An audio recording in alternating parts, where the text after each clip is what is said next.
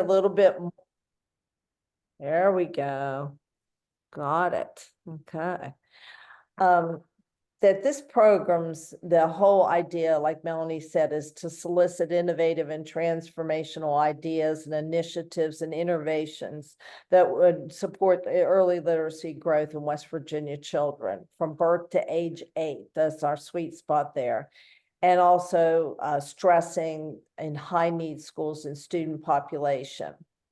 And we're really proud that this aligns with West Virginia House Bill 3035, the Third Grade Success Act, as long, that's based on Ready, Read, Write, the West Virginia initiative in the Department of Ed. This legislation is a mandate that supports school strategies to close the third grade reading achievement gap. And I know a lot of you are working on that right now. So we wanted to make sure we have a great partnership with the West Virginia Department of Education, and we're happy to always align with what they're doing.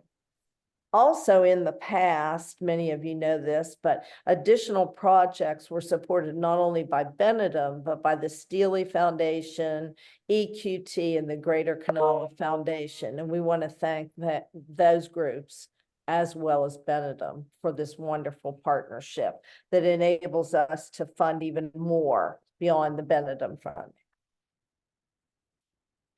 This is our growth model, and it's really exciting to think that we started this back in June 2020, 21, and Allison Dagan, who's with us today, was right there with us and from the beginning when we were planning. We developed a resource guide, we had requests for proposals, and then along came COVID. So that was a little bit of a stumble, but we went through it. And then in June, we were able into June 2022 to have phase 1 with 9 new projects. And that was really exciting. These projects continue to live on, and we're very excited. We present about them all the time when we're out and about, and it was phenomenal, the ideas that came through.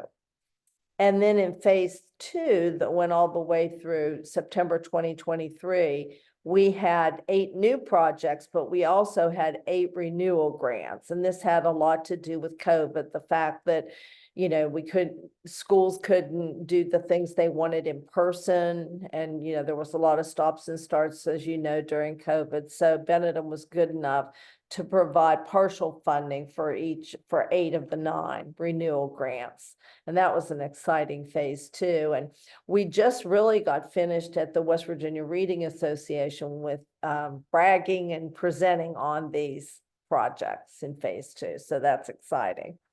Now comes phase 3, where we're going to have 5 new projects, and you'll hear more about the details with this, and then 3 expansion grants that are based on promising practices. And Canyon and Allison will get more into that. And then just to really push forward, in 2024, we have something we're really excited about. And Allison and Canyon, Amy Morewood, one of our consultants, we give them credit for this. They're working on a white paper. We're also going to be presenting statewide and nationwide about our findings and our projects, and we're hoping to affect local and state policy. We'll make recommendations for that, because ultimately that's something that will really benefit our children and the teachers.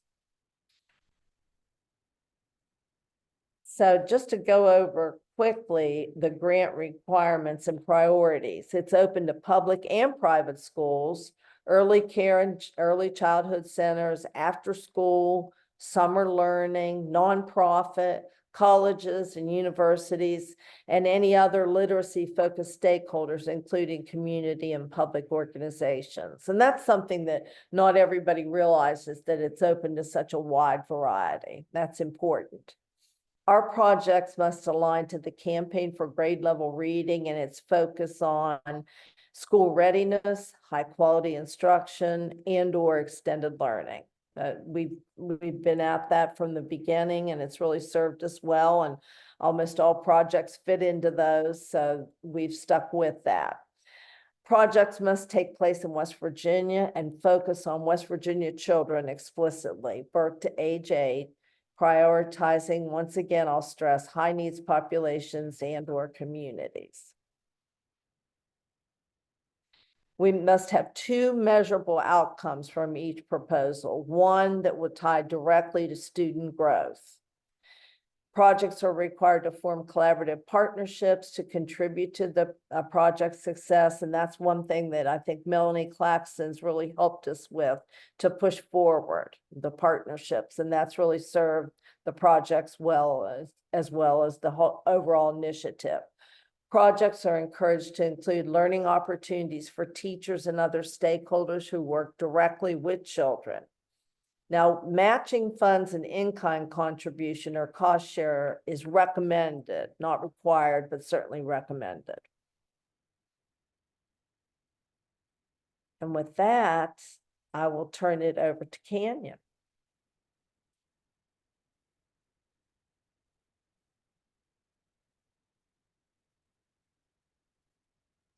Hi, everyone. My name is Canyon Lotus. I am the program specialist for the West Virginia Public Education Collaborative.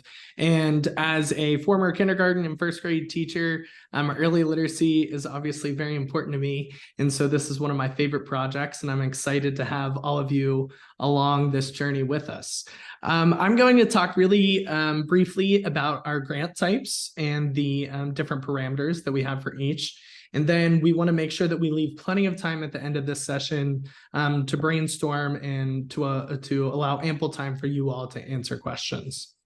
So as Donna and Melanie are beautifully articulated at the beginning of this call, we do have two grant types this year. We've shifted our focus slightly to not only piloting new projects, new transformational projects in the area of early literacy, but we also are very concerned and dedicated to building capacity in other parts of the state in some of the practices that we've seen as promising over the course of the time that we've been doing this work. So we'll get into the details of those. Just off the bat, the maximum award for new projects is $50,000, as it's been in the past. The maximum award for expansion projects, which we'll talk a little bit more about in a moment, is $30,000. The new Sparking Early Literacy grants are the grants that you all know and love. It will be the same process or very similar to that we have done over the past two grant cycles. These grants are intended for schools and organizations seeking funding to pilot new ideas within a year-long early literacy project. Again, these projects must align to the Campaign for Grade Level Reading. It's more specifically the areas of school readiness, high-quality instruction, or extended learning. I know that there's probably a lot of discussion out there with the department's Ready, Read, Write initiative of why we've retained these categories. And we see this work as being complementary to the high quality instruction that the department is sharing throughout the state. So in no way, shape, or form do we see these things as, or these campaigns as competing, but rather bolstering together the efficacy of early learning in our state. A little bit more specifically and new to this year about the budget guidelines for these new SELG grants. Again, the maximum request is $50,000. Within that, up to $5,000 may be allocated to the project director to compensate them for the time leading and organizing grant activities. And then no more than $15,000 may be allocated for professional development consultant fees. These are some additional guidelines that we've put into the RFP this year that we have not had in the past, just so we can really make sure that the funding that is being allocated or awarded is in the hands of the people that need it most to do the work. So we want to make sure that we are investing in projects that have students at the center of their focus. The new program is the expansion of Promising Practices grants. These are intended for schools and organizations seeking funding to support the replication and expansion of specific promising practices piloted during phases 1 and 2 of the Sparking Early Literacy Growth Initiative. So you'll see on the next slide that these projects are based on, these practices, I should say, are based on projects that we've had in the past. They have shown to contribute to student growth. They have shown to be unique practices. And we're really looking to see, can we replicate these in other parts of the state if we build the appropriate structure and the appropriate support system around them. In addition to the required 2 outcomes that Donna touched on earlier, we will also there will also be an outcome tied directly to the collaboration with what we're referring to as the model project. And by model project, we of course mean the original Sparking Early Literacy Growth Grant recipient that initially implemented these practices. Here are the grant foci for these expansion projects. You'll see in the area of school readiness, we are building on a practice out of a project from Moorfield Elementary in Hardy County called Forging Foundations for Families. And in this project, you'll be expected to form corporate partnerships to allow for family literacy training in the workplace. To give you a little bit more context around that project, in Hardy County, they worked with the Pilgrim's Chicken Processing Plant to allow for family literacy workshops during the workday. That way that some of those barriers to family engagement were overcome. And so we're looking to see in other parts of the state where we can build stronger corporate partnerships and continue that very necessary work of connecting with families. In the area of extended learning, we're building upon a practice from the Read With Me Weirton project that took place in Hancock County.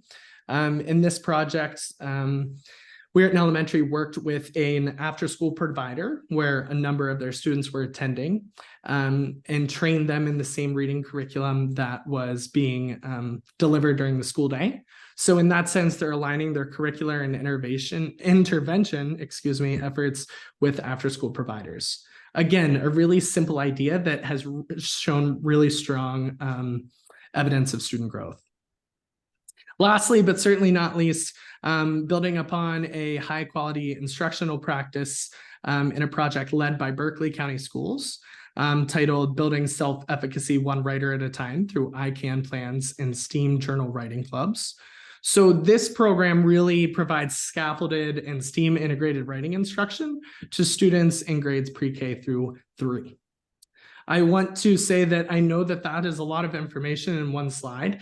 You'll see in the bottom right corner there, there's more information about these projects, more detailed description, and that can be found on pages 6 and 13 of the request for proposals document.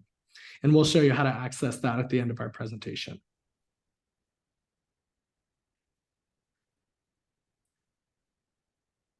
Tying up the Promising Practices grants, just some additional budget guidelines here too. Again, the maximum award is $30,000. Similarly to the new grants, up to $5,000 of that funding may be allocated to the project director. And then up to $15,000 may be allocated for professional development providers. Again, we just are trying to give a little more guidance to the grant structure in this new round of grants. And I'm sure you all have plenty of questions. I'm happy to circle back on those at the end, but for now, I'm going to throw it to Dr. Dagan about pre-proposal support. Okay, thank you, Kenyon.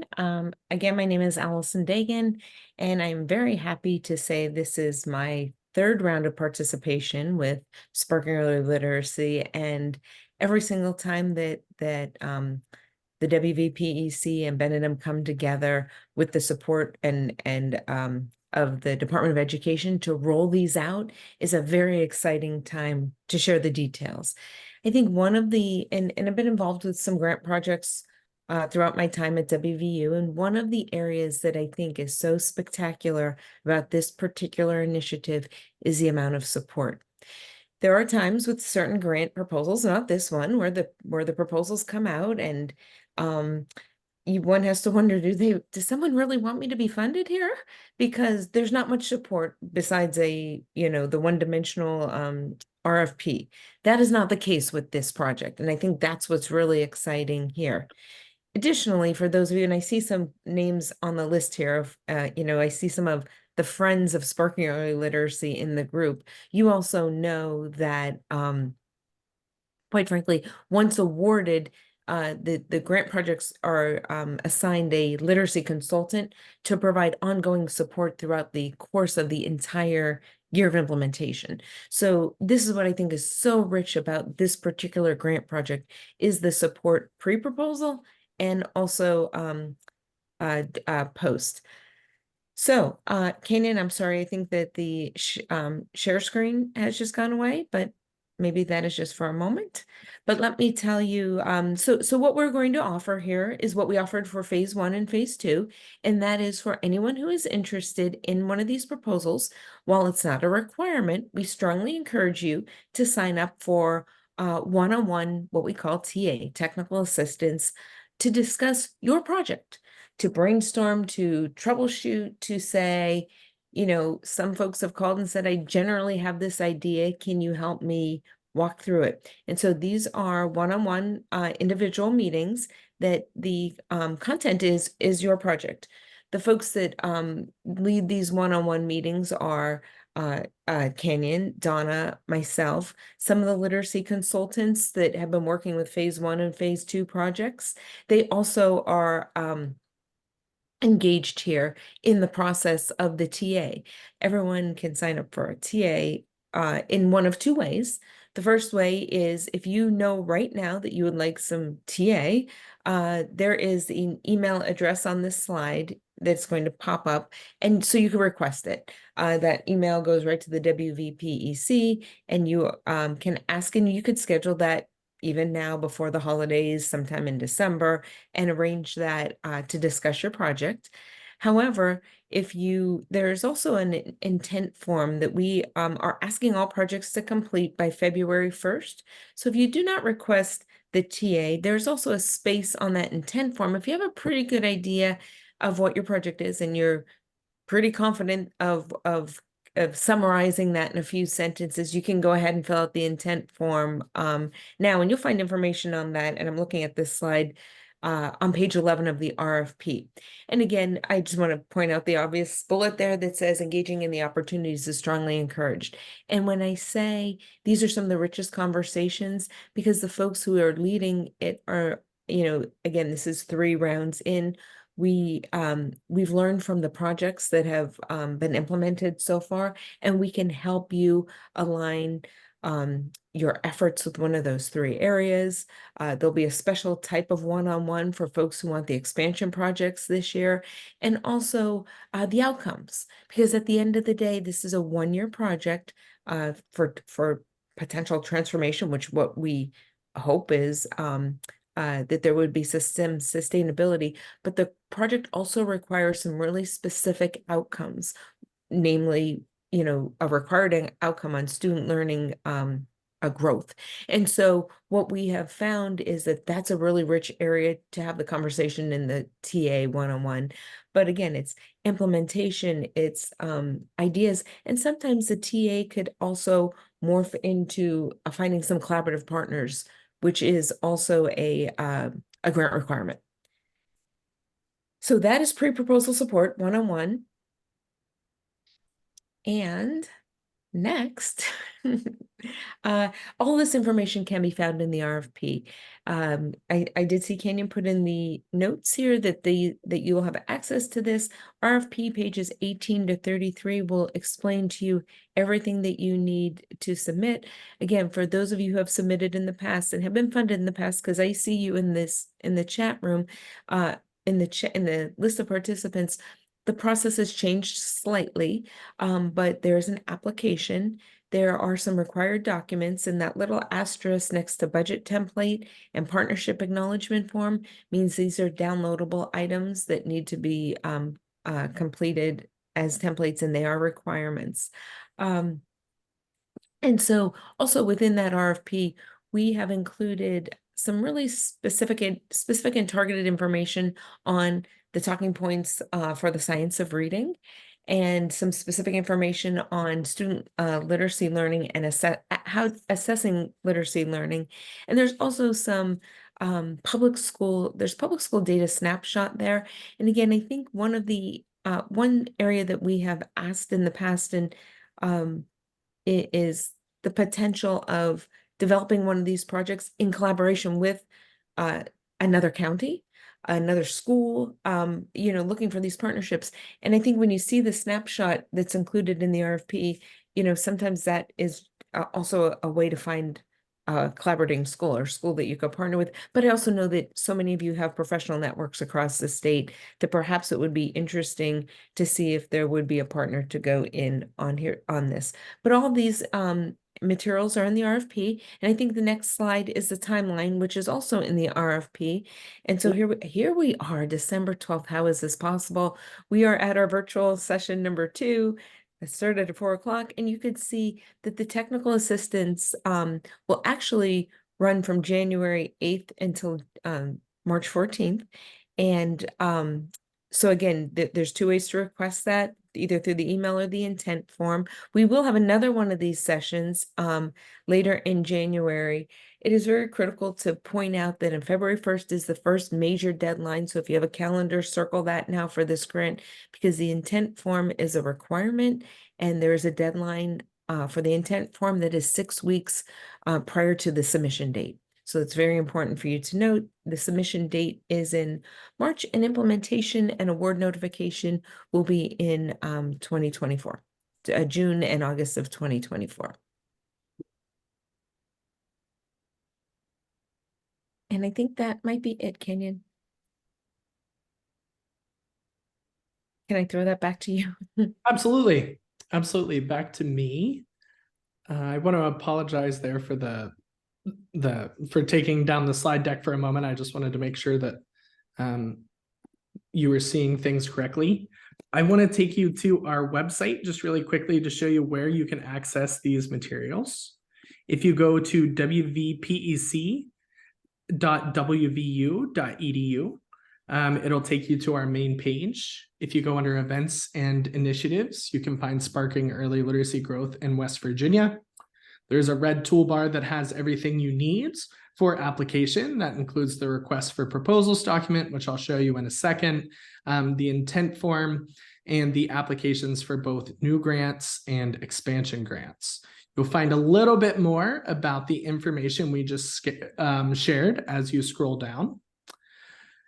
At the bottom, I want to draw your attention to the grant resources and forms section. Here's where you can download a copy of the RFP again, but also editable copies of both the partnership acknowledgement form and the budget form. And if you're interested in, gaining some inspiration from the projects that we've had in the past, there are buttons that link to more complete descriptions at the bottom of the page. So again, that is our website. I will drop the direct link into the chat. Lastly, before we open up the floor for questions, I just want to show you the request for proposals. Again, here you can see it follows a very similar template that we've shared in the past. I just want to point your direction to the table of contents. Section 1 talks about the grant focus and priorities. In section 2, you'll see the general requirements for both grant types. Then in sections 3 and 4, we go into more detail about the individual. In section 3, we go into more detail about the different grant types. And then in section 4, you'll see the timeline and summary. And then all of those materials that were listed in the slide are in the appendices. And with that, I will stop sharing my screen and I will open it up for questions. It looks like we have a question in the chat from Beverly Hoffmaster, who we know well. It says, can we please get a copy of this PowerPoint? Absolutely. It'll be uploaded to our website in addition to this recording. It looks like Charlotte is asking, does your collaborative partner have to be in West Virginia? And that is a great question. I don't believe that your collaborative partner has to be in West Virginia. However, the student population that you're focused on absolutely needs to be in West Virginia. So you are more than free to bring in folks from other parts from surrounding the state or wherever you might need to, but that target population has to be students here in the Mountain State. Right, that's a really great question, and I will just refer you all back to page 10 of the RFP because there are collaborative partnerships and then there are collaborative partnerships. And on page 10, we outline what a collaborative partnership actually means. So there's levels of engagement. So that's a really great question. We have not had that yet, but we certainly would, I agree with Kenyon. That is something that if it is somebody that's supporting your work, whether it be a thought partner, whether it be a boots on the ground partner, whether it be a financial partner, this is what we are requiring in this phase. We have another question from Wendy in the chat that says, can the proposal address extended learning and high quality instruction? And absolutely, I think one of the biggest takeaways we've had from this work is that in order to promote literacy growth in the state, we need to take a comprehensive and holistic approach. So the project category lines can definitely be blurred, and we've had that before, and we especially expect that in applications for new projects.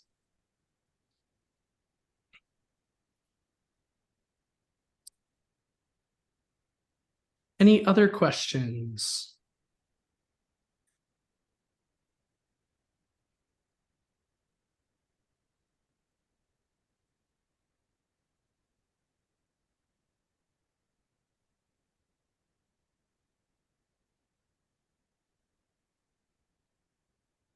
I think I might just throw out the this notion, if I could just expand a sentence or two on this role of the literacy consultant again, which is something that is so completely unique to this project versus working with some other organizations.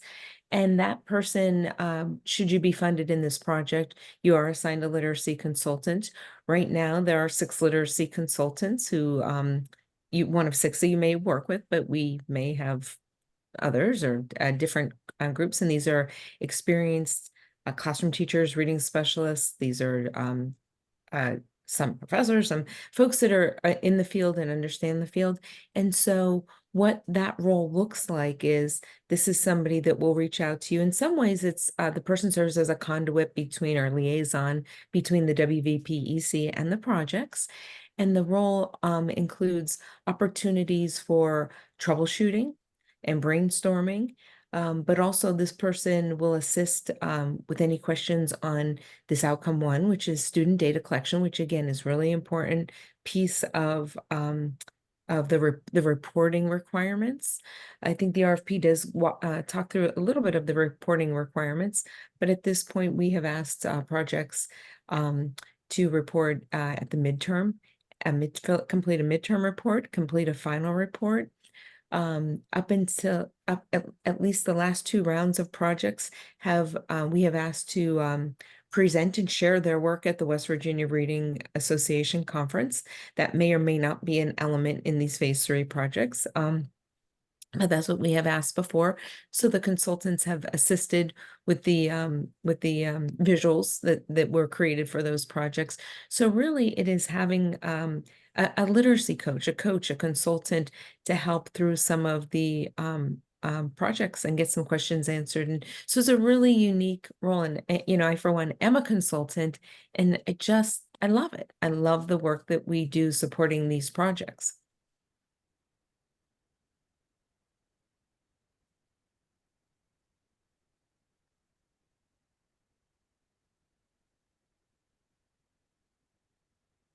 All right. Just out of curiosity, I'm wondering in the group that we have here, who is interested in submitting a new project and who is interested in submitting an expansion project. So if you wouldn't mind dropping that into the chat or coming off mute, I'd love to hear what you're thinking.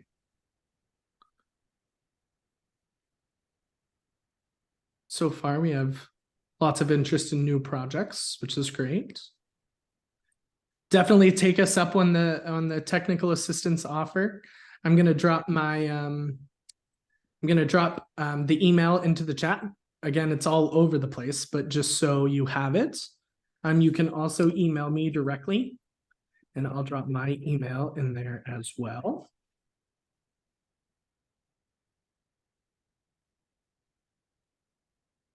Wonderful. Oh, nice variety. Absolutely. I also want to say, even for such a smaller size group here, I love the balance that we have between some of our previous partners and some new folks that are hoping to join this fun community. So please help us out, continue to share the information, engage those partners, and if you have any questions, be sure to let us know. In Canyon, I was thinking about the intent to apply, the first deadline, and just wanted folks to know that it's not onerous in any way or lengthy. It's just really straightforward, and it really helps us to know, who's applying and to schedule TA and that kind of thing. So we appreciate that. Yeah, absolutely.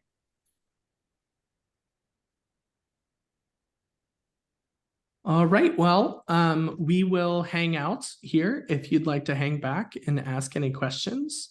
Otherwise, we look forward to getting your requests for TA and your letter of intent forms.